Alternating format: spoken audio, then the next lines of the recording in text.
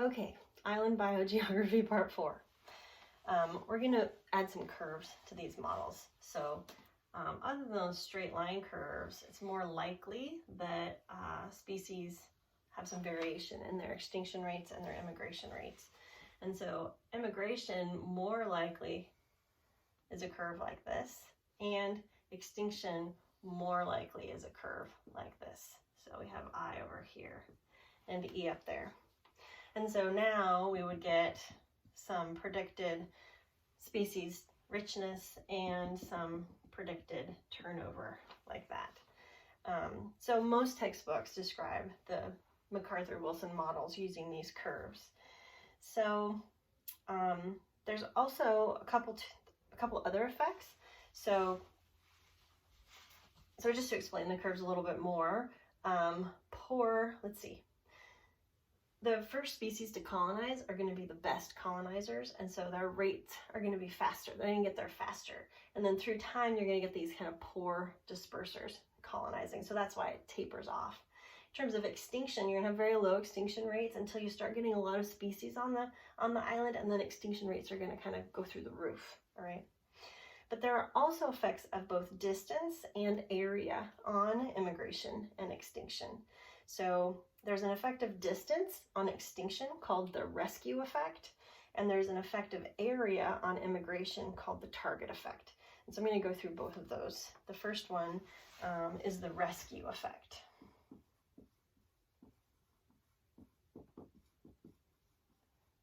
Okay, so the rescue effect generates greater turnover on more isolated islands, basically because there are increased extinction rates. So for example,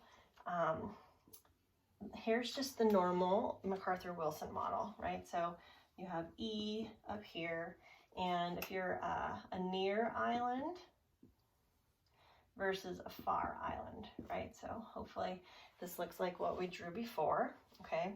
So what you have would be, this would be turnover for the near island, and this would be turnover for the far island. But the rescue effect tells us that, okay, so those things are still true. So I'm going to draw the IN and IF. So here's IN and IF.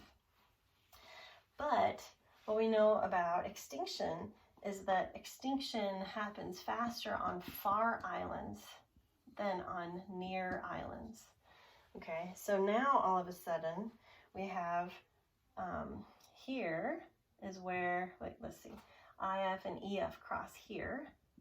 This is where we have now T for the far islands, and IN and EN cross here.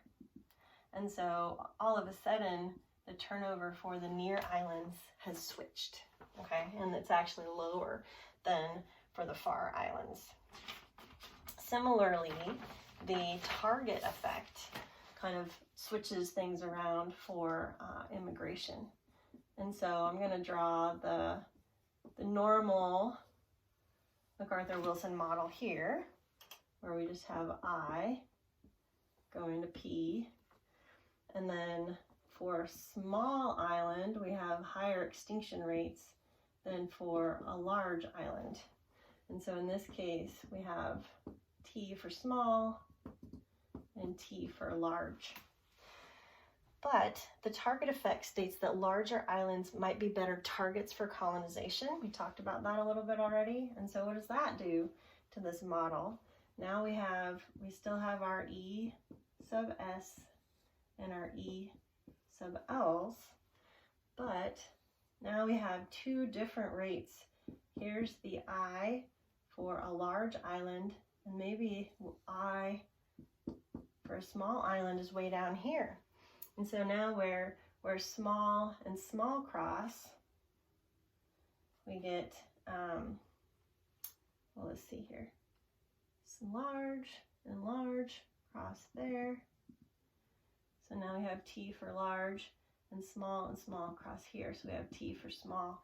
So you can see there was another flip. All right, one more part.